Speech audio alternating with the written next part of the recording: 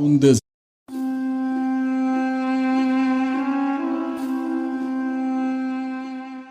سینوها د فرعون د ځانګړي طبیب یادښتونه له میلاد څخه 1450 کاله وړاندې.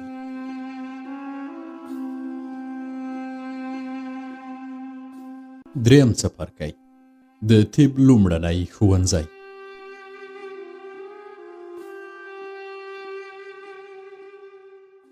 په هغه وخت کې په طبس کې لوړې زده کړې د امون د کاهنانو یعنی ملایانو په لاس کې وي او د دارالحیات ښوونځی او روغتون د معبد تر سیوري لاندې کار کاوه. ټول ښوونځي د ملایانو په وسیله اداره کېدل او هغوی به د هغو کسانو په ټاکنو کې ډیر پام کاوه چې په دغو ښوونځیو کې درس وایي. دوی به هڅه کوله هغه کسان چې له دوی سره مخالف ول له لوړو ښوونځیو لرې وساتي. پر طب سربیره د حقوقو، سوداګرۍ، هندسې، ریاضیاتو او ستورپیژندنې ښوونځي هم د امون په ښوونځي کې ول. ملایان له دې امله د محصلینو په انتخاب کې دقت کوي چې د مصر نیمایي خاوره له روحانیونو سره وه، یعنی ظاهرا له خدایانو سره، او هغوی به دا اجازه نه ورکوله چې د دوی له پلویانو پرته نور کسان ډاکټران، حقوق پوهان، سوداګر، انجینران او ستورپوهان شي. د پوځ افسرانو هم تر دې وړاندې چې پوځ ته لاړ شي د حقوقو په ښوونځي کې یو پړاو درس وایه. نو د امون د معبد ملایانو به د مصر په ټول پوځي او اداري سیستم حکومت کاوه. په دغه ټولو ښوونځیو کې 2 څانګو ډیر اهمیت درلود، یو طب او بل د حقوقو مدرسه وه. د دغو دواړو ښوونځیو لومړی پړاو 3 کاله و او زده کوونکی باید 3 کاله پکې پاتې شوی وای چې له امتحانه وروسته که د امون خدای پرې څرګند شوی وای نو دا اجازه به ورکول کېده چې د امون د طب یا حقوقو ښوونځي ته ولاړ شي. دا به په راتلونکو څپرکو کې درته ووایم چې د امون خدای به څرنګه محصلینو ته څرګندېده، خو اوس وایم چې په پخواني مصر کې شاګرد د دې لپاره 3 کاله په مقدماتي پړاو کې تیرول چې هر ډول خپلواک فکر او نظریې له پخوا ورسره وي د دوی په وجود کې له منځه یوسي. په دغه 3 کلن لومړني پړاو کې شاګردانو په معبد کې له عبادت کولو پرته بل هیڅ کار نه کوه او یوازې مذهبي روایتونه به یې زده کول. روحانیون په دې ښه پوهېدل هغه شاګرد چې لومړنۍ او مقدماتي دورې ته راځي هغه ماشوم ته ورته دی چې نوی د ځوانۍ پړاو ته ورننوځي. تر هغه وخته یې لوبې کړې وي او خپلواک فکر او عقیده نه لري او د امون د معبد ښوونځي ته د هغه د ورتګ پړاو هغه پړاو دی چې دی پکې نظر او عقیده پیدا کوي. نو په همدغه پړاو کې باید د زده کوونکي د فکر ازادي له منځه یوسي او هغه په داسې یوه موجود بدل کړي چې له جنجاله پرته هغه څه ومني چې اوري یا لولي. کله چې له دغه 3 کلن پړاوه تیر شي د طب او یا حقوقو ښوونځي ته ولاړ شي او د دغو 2 ښوونځیو په اړه د درسونو دورې تیرې کړي نو بیا پر یو کامل ځوان بدلیږي.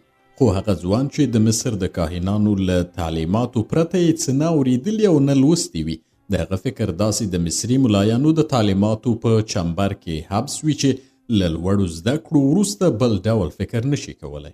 موږ یې 5 کسیزه ډله وو چې د طب په لومړني ښوونځي کې مو درس پیل کړ.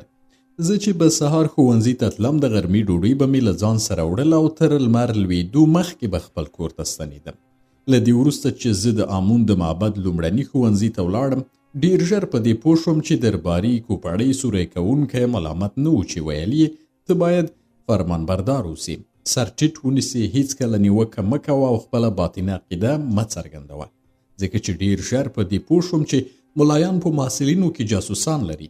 کله چې یو محصل پر یوې خبرې شک کوي او یوه خبره یا مسله ردوي نو هغه له ښوونځي باسي او بیا امکان نه لري چې دغه محصل بیرته د طبس یو لوړ ښوونځي ته ولاړ شي.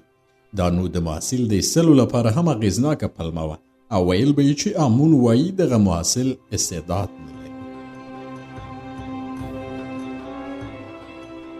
پر کومه ورځ چې ښوونځي ته لاړم 14 کلن وم او له دې سره سره چې د ښوونځي تر ټولو کوچنی محصل وم او تر نورو زده کوونکو چې ډېری پکې د سترو روحانیونو او اشرافو زامن ول ډېر پوه او بااستعداده وم او ویلی شم چې که زه یې په هماغه وخت کې د طب ښوونځي ته داخل کړی وای هم زده کړې مې کولی شوې او په هر څه پوهېدی شوم ځکه چې له لیک لوست پرته مې علمي معلومات هم درلودل.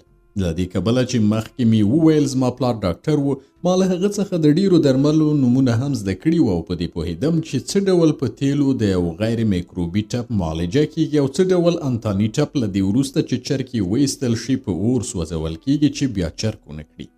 ما دا لیدلي ول چې څه ډول زما پلار د یوې دانې مرستې ته ورځي او له یو کلک لرګي څخه په ګټنې سره د مور په خېټه کې ماشوم ټوټه کوي او د هغې ټوټې له نسه راباسي چې مور له مرګه وژغورل شي. له دې سره چې ما د نورو شاګردانو په پرتله دارالحیات ته د تګ لپاره ښه استعداد درلود، خو 3 کاله یې په لومړني ښوونځي کې وځنډولم. مګر د دې پر خلاف هغه هلکان چې پلرونه یې له اشرافو یا لویو کسانو ول، له څو اونیو یا ورځو وروسته دارالحیات ته لیږدول کېدل او ملایانو به ویل آمون امر کړی دی چې دغه کسان دارالحیات ته واستوي. که څه هم زموږ ډیر وخت په عبادت او د مذهبي روایتونو په زده کولو تېرېده، خو بیا هم دومره وخت پاتې کېده چې روحانیونو به راته امر کوو چې د مړو کتاب ولیکو او بیا یې هغه کتابونه د معبد په انګړ کې خرڅول. له 3 کلونو وروسته چې ما د وخت له ضایع کولو پرته بل اغېزناک کار ونه کړ، هغو هلکانو ته چې زه هم پکې وم او د اشرافو له ډلې څخه نه و خبر راکړل شو چې دارالحیات ته د تګ لپاره چمتو شو. دارالحیات ته تر تګ مخکې موږ باید 1 اونۍ روژه نیولې وای، خپل ټول وخت مو په معبد کې تیر کړی وای او له هغه ځایه نه وای وتلی. په وروستۍ شپه باید آمون خدای موږ ته ځان څرګند کړی وای او له موږ سره یې خبرې کړې وای. له هغه وروسته دا معلومېده چې موږ دارالحیات ته د تګ جوګه یو که نه. لکه څنګه چې مې وویل تر 3 کلن بهیر وروسته چې د شاګردانو مغزی د آمون په اړه له افکارو ډک کړي و، نو دا ناشونې وه چې پر هغې شپه دې له آمون سره خبرې ونه شي. په شاګردانو کې زه ځانګړی وم، ځکه له پلار سره به د ناروغانو په بسترې درېدم او هغوی مړینه به مې په خپلو سترګو لیده. ما له ماشوموالي تر 14 کلنۍ پورې څه باندې 50 ناروغان کتلي چې زما په مخ کې مړه شوي ول. له دې سره چې په هغه وخت کې ماشوم وم، خو په دې پوهېدم چې له مرګ پرته هیڅ شی انسان د ملایانو د ځینو مطالبو چټي ماهیت ته نه متوجه کوي، ځکه انسان په خپلو سترګو ګوري چې د یوه انسان او یوه ځناور د مرګ ترمنځ توپیر نشته او په دې پوهېږي چې انسان پر ځمکه د آمون استازی او کفیل دی، د مرګ مخه نه نیسي بلکې په خپله هم مري. انسان چې کله مرګ ویني په دې پوهېږي چې ټول مطالب او عقیدې چټي دي او هر څه چټي ورته ښکاري.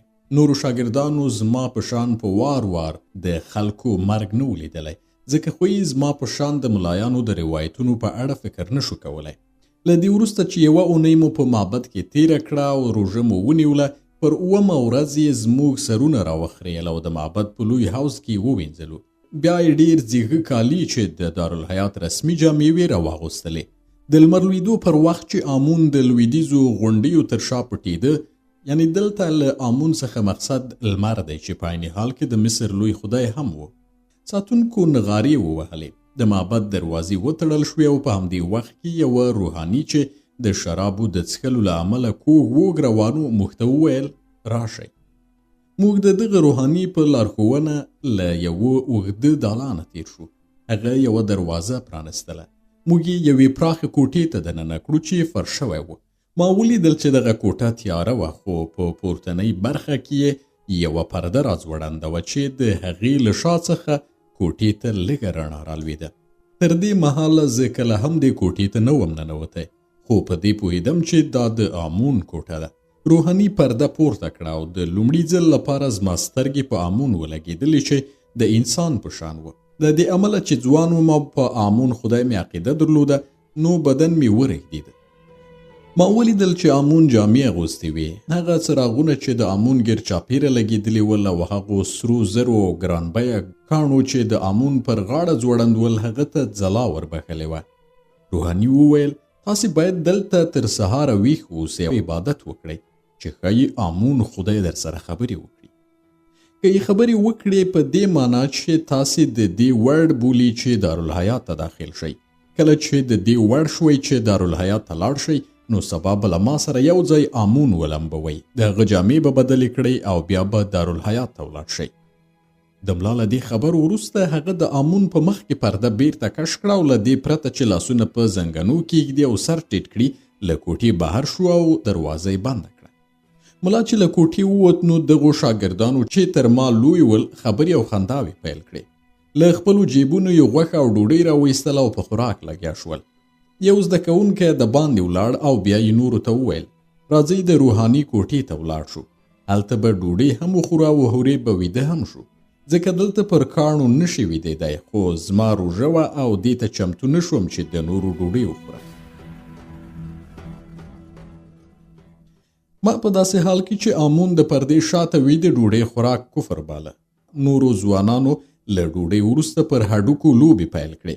بیا هر یو د کوټې په ښویو او ځلیدونکو کاڼو پرېوتل او ویده شول. خو ما ته خوب نه راته. د آمون په فکر کې وم. خپلې مذهبي دعاګانې مې لوستلې او غوږ وم چې څه وخت به د آمون غږ واورم. په دې توګه سهار شو خو ما د آمون غږ وانه اورېده او د لمر ختو په وخت کې مې په مبهم ډول ولیدل چې د آمون په مخ کې پرده لږ وښورېده. سهار د معبد ساتونکو نغارې ووهلې. دروازې پرانستل شوې. خلک معبد ته ننوتل او ما د هغوی غږ چې د سمندر د څپو په شان چې له لرې تر غوږو کېږي اورېد. کله چې لمر راوخوت ملا له هماغه ځوان سره جوړه کوټې ته راننوت چې د شپې تللی و چې په آرامه بستره کې څملي او زه د دواړو له څېرو پوه شوم چې شراب یې څښلي ول. ملا موږ ته وویل ای هغو کسانو چې هیله لرئ دارالحیات ته ولاړ شئ. ایا بېګا ویښ واست او عبادت مو وکړ؟ موږ ټولو وویل هو. ملا وویل ایا آمون در سره خبرې وکړې او د هغه غږ مو واورید؟ یوه شیبه ټول غلی و او بیا د موسی په نوم یو شاګرد وویل هو هغه له موږ سره خبرې وکړې. نورو شاګردانو هم دغه خبرې تکرار کړې خو ما څه ونه ویل. د دې لپاره چې آمون له موږ سره خبرې نه وې کړې او حیران دې ته وم چې څه ډول نور کسان دا زړه کوي چې دروغ ووایي. هغه ځوان چې بېګا د ملا کوټې ته تللی و هغه هم په ډېرې بې شرمۍ وویل چې آمون ما ته هم ځان څرګند کړ، خو ځینې رازونه یې راته وویل او ټینګار یې وکړ چې هیڅ چاته به یې نه وایم. ما د هغه له آرام او مینهناک غږ څخه خوند واخیست. موسی وویل کله چې ما آمون ولید هغه مې پر سر لاس کېښود او وویل ای موسی زه تا او ستا کورنۍ ته برکت درکوم او ته به یوه ورځ د مصر مشهور طبیب شې. له موسی وروسته هر شاګرد پر خپل وار له آمون سره د کتلو او د هغه د څرګندېدا په هکله د درواغو کیسې وکړې تر دې چې ما ته نوبت راغی او کاهن راته وویل سینوهه آیا تا آمون ولید او هغه له تا سره خبرې وکړې؟ مې ویل نه ما هغه ونه لید او د هغه غږ مې هم وانه اورېد. یوازې سهار مې احساس وکړ چې پرده وښورېده. ملا برګ راته وکتل او ټول غلی شول. یو ځوان چې ښوونځي ته له تګ راهیسې له ما سره ملګری شوی و د ملا لاس ونیوه او څنګ ته یې کړ. بیا ورسره وبوږنید او کله چې راستانه شول ملا په کاوړ راته وویل سینوهه له دې امله چې ستا د عقیدې په پاکۍ او صمیمیت کې هیڅ شک نشته نو ممکنه د آمون له تا سره خبرې وکړي. بیا د ملا په اشارې همغه ځوان پرده لرې کړه. زه یې د آمون د مجسمې مخ ته بوتلم او اړ یې کړم چې له معمول سره سم پر ځمکه سر کېږدم. وروسته یې همداسې پرېښودم. ناڅاپه په کوټه کې یو غږ انګازې وکړې او ما ته یې وویل سینوهه ما بېګا هم غوښتل چې له تا سره خبرې وکړم خو ته ډېر ټمبل یې ویده شوی وې. ما سر راپورته کړ او ومې لیدل چې غږ د آمون له خولې راوځي. بیا هماغه غږ وویل سینوهه زه آمون یم او په دې جرم چې بېګا دې غفلت کړی باید تا د خوړونکي خدای په خولې کې واچوم، خو زه پوهیږم چې ته پر ما عقیده لرې او له همدې امله دې دا ځل بښم او ټکی ټک. له دې وروسته زه پوه شوم چې دغه غږ څه وویل ځکه چې پوه شوم دغه غږ چې د آمون له خولې راووت د هغه نه بلکې د هماغه ملا دی چې هلته موجود و. له دې وروسته د کرکې غوسې او عبرت یو حالت راته پیدا شو تر دې چې ملا راغی او زه یې له ځمکې پورته کړم او ویې ویل راشه او د آمون په وینځلو او د جامو په بدلولو کې را سره مرسته وکړه. زه سم نه پوهېدم چې څه ډول مې د آمون په وینځلو او د هغه د جامو په بدلولو کې له نورو سره مرسته وکړه ځکه چې فکر مې پریشانه و او داسې احساس مې کاوه چې زما عقیدې یو لوی او نه جبرانېدونکی ګزار خوړلی دی. پر هغې ورځ یې زما پر سر سپېڅلې غوړي وموښل او یو پاپیروس یعنې مصري کاغذ یې راکړ چې دارالحیات ته زما د ننوتو حکم و. کله چې دارالحیات ته زما د ننوتو تشریفات پای ته ورسېدل او زه له معبده بهر شوم چې کور ته لاړ شم نو له ډېرې کرکې او خفګانه کانګې راغلې او زړه مې بد شو.